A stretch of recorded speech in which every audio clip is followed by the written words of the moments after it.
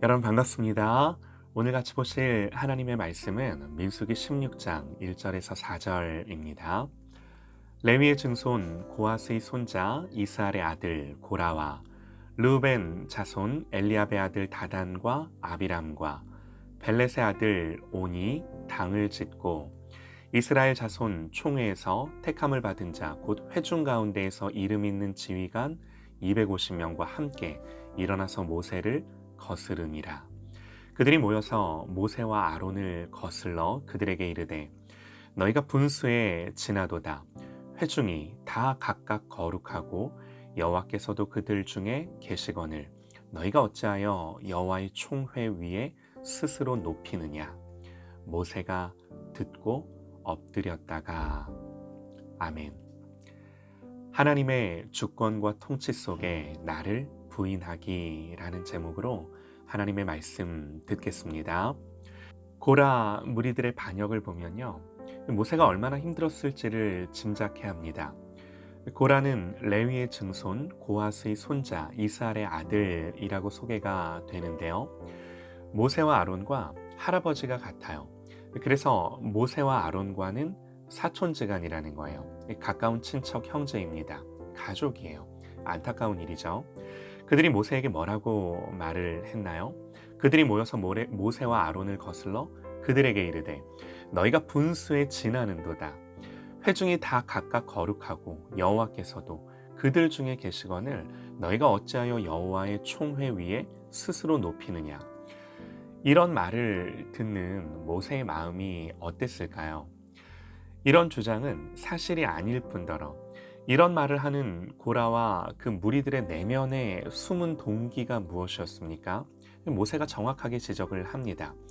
이스라엘의 하나님이 이스라엘 회중에서 너희를 구별하여 자기에게 가까이 오게 하사 여호와의 성막에서 봉사하게 하시며 회중 앞에 서서 그들을 대신하여 섬기게 하심이 너희에게 작은 일이겠느냐. 이들에게 이런 성막 봉사의 영광스러운 직분을 주셨음에도 하나님이 너와 내 모든 형제 레위 자손으로 너와 함께 가까이 오게 하셨거늘 너희가 오히려 제사장의 직분을 구하느냐? 이를 위하여 너와 너의 무리가 다 모여서 여호와를 거스르는도다. 이를 위하여 제사장 자리 때문에 그거 갖고 싶어서 하나님을 거스른다는 거죠. 이들의 마음이 어디에 있나요? 제사장 자리가 욕심이 나는 거예요. 이들은 다른 지파 지도자들 250명과 규합해 조직과 규모를 갖추고 모세에게 제대로 반기를 듭니다. 지금까지 있었던 불평과 원망과는요, 차원이 다른 문제예요.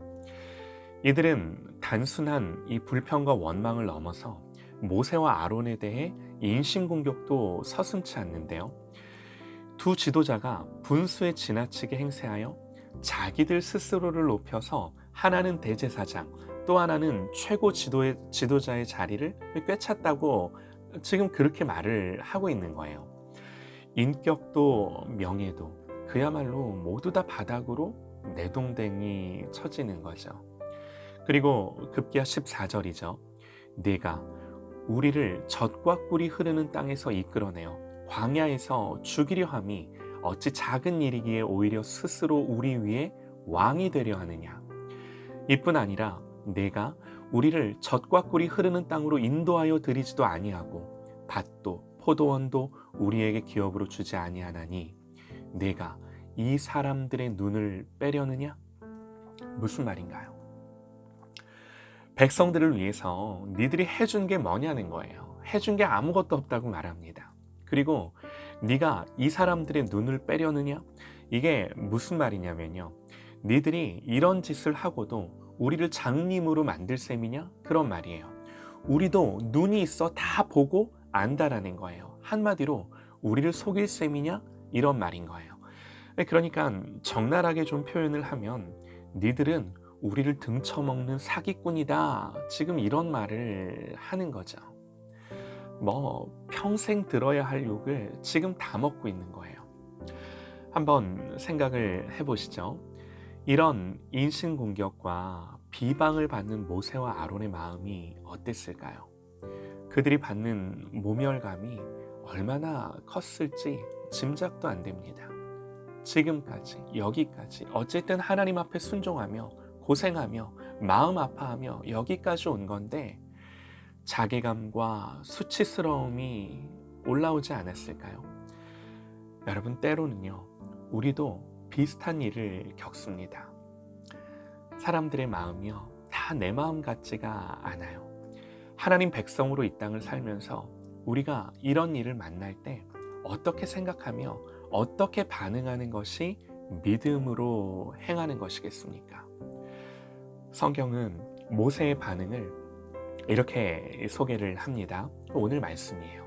4절에요. 이 모든 비방과 비난을 모세가 다 듣고 4절에 모세가 듣고 엎드렸다가 고라의 말을 들은 모세는요, 엎드립니다. 엎드렸다 그럽니다. 사실 이런 일이 이번이 처음이 아니에요. 가데스 바네아에서도 온 회중이 모세와 아론을 원망했을 때 모세와 아론이 엎드렸다 그럽니다. 그때의 말씀을 다시 한 번 더 보시죠. 온 회중이 소리를 높여 부르짖으며 백성이 밤새도록 통곡하였더라. 이스라엘 자손이 다 모세와 아론을 원망하여 온 회중이 그들에게 이르되 우리가 애굽 땅에서 죽었거나 이 광야에서 죽었으면 좋았을 것을 어찌하여 여호와가 우리를 그 땅으로 인도하여 칼에 쓰러지게 하려 하는가. 우리 처자로 사로잡히리니 애굽으로 돌아가는 것이 낫지 아니하랴. 이에 서로 말하되 우리가 한 지휘관을 세우고 애굽으로 돌아가자 하매 모세와 아론이 이스라엘 자손의 온 회중 앞에서 엎드립니다. 또 아직 보지는 않았지만 민수기 20장에 가서도요, 백성들이 마실 물이 없다고 불평하고 원망하자 그때도 모세와 아론이 하나님 앞에 엎드렸다 그렇게 기록을 합니다. 모두 다 이 문맥을 보면요, 이 말을 들을 때 엎드려요.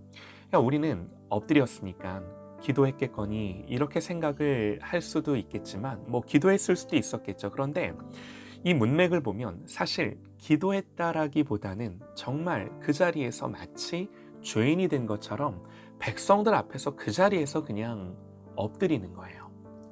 그런데 여러분, 이게요, 백성들 앞에 엎드린 걸까요? 모세와 아론이 왜 엎드렸을까요? 이게 너무나 중요합니다.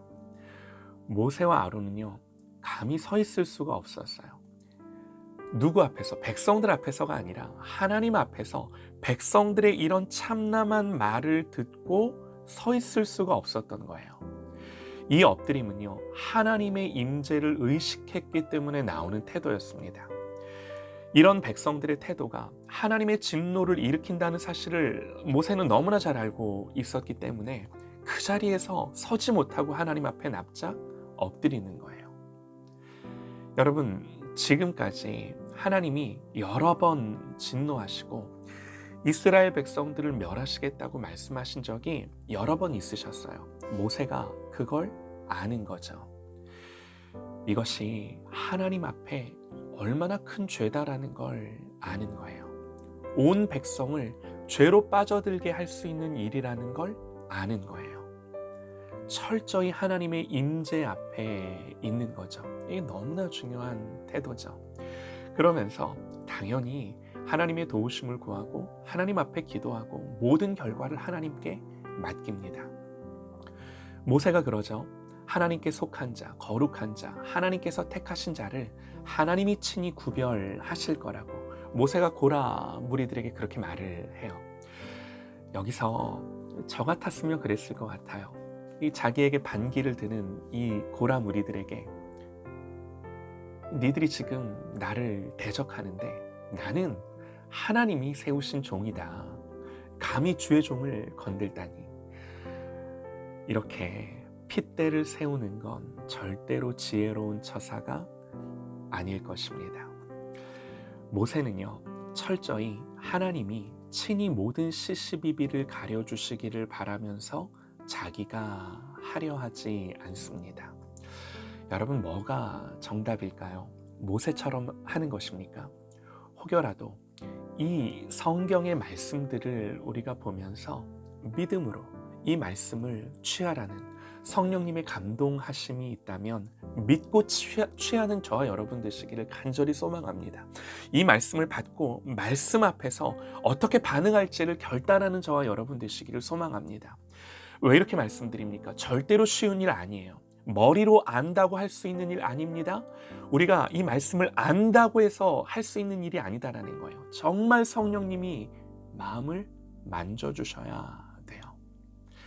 하지만 분명한 건요, 하나님의 사람들은 이 공연히 비난과 욕과 이런 중상모략을 당할 때요, 변명하고 다 맞서서 주장하며 다 내 혈기를 가지고 싸울 필요가 없는 것은 너무나도 분명합니다. 여러분, 그건요 전부 하나님의 몫이에요. 성경을 아무리 봐도 그 모든 것들은 하나님이 친히 증명해 주시고 풀어주셔야만 하는 일들이에요. 하나님이 풀어주셔야 되는 일인 줄 믿습니다. 그렇다고 여러분 이런 일을 당할 때요, 그냥 허허 웃으면서 좋은 사람 되라고 성경이 그렇게 말하지 않습니다. 15절 보면요, 다단과 아비람이 우리 눈을 빼려느냐? 이 말은 이 사기꾼 놈들아, 그런 말이랬죠. 이 말을 듣고 15절에 모세가 이렇게 반응을 해요. 모세가 심히 노하여 정말 화가 나고 억울하고 마음에서 분함과 원통함이 올라오는 거죠. 어떻게 사람이 이런 말을 듣고 가만히 있겠습니까? 올라오는 거예요. 화를 안 낸 게 아니죠. 화를 냅니다. 얼굴도 일그러졌을 것입니다. 그런데 그 화를 다단과 아비람에게 쏟는 것이 아니라 말씀을 보면요, 이렇게 기록을 합니다. 모세가 심히 노하여 여호와께 여짜오되, 모세가 심히 노하여 여호와께 여짜오되, 주는 그들의 헌물을 돌아보지 마옵소서. 나는 그들의 나귀 한 마리도 빼앗지 아니하였고 그들 중에 한 사람도 해하지 아니하였나이다 하고, 모세는 그들이 지금 주장하는 것처럼 하나님 앞에서 하나님, 저는 사기꾼 아닙니다. 내 유익과 내 이익과 만족을 위해서 이스라엘 백성들을 위해 이렇게 하는 게 아닙니다라고 하나님 앞에 토로하는 거죠. 사실 여러분, 이게 정말 무서운 기도죠. 혹여라도 누군가가 우리를 두고 이런 기도를 하게 해서는 안 되는 거죠. 사랑하는 여러분, 우리의 자리를 한번 생각해 보시죠. 우리는 모두 모세의 자리에 있는 것은 아닙니다. 그러나 주님이 우리를 부르신 자리가 있어요. 그것은요, 자기를 부인하는 자리입니다. 그래서 하나님은 우리가 부인되고 죽어져야 하는 자리로 우리를 이끌어 가세요. 이해가 되실까요? 하나님은 이런 시간들을 통해 모세를 만들어가고 계십니다. 모르겠어요. 고라, 다단, 아비람은 일단 하나님 눈에 들어오는 것이 아니라 하나님 우리 모세를 집중하고 계신 거죠. 왜요? 왜 그런가요? 이제 막 시내산 광야를 출발했습니다. 앞으로 몇 년 더 가야 돼요? 38년 더 광야를 가야 돼요. 쉬운 여정 아니죠. 그래서 모세를 이렇게 훈련하시고 만들지 않으면 안 되시는 거예요. 하나님, 저와 여러분의 인생도 동일하게 인도하십니다. 사랑하는 여러분, 하나님의 주권과 통치를 인정하고 내가 죽고 부인되는 자리에 하나님이 나를 놓아두실 때, 거기서 내가 죽고 예수님 사는 것을 훈련하고 연습하는 저와 여러분 되시기를 간절히 소망합니다.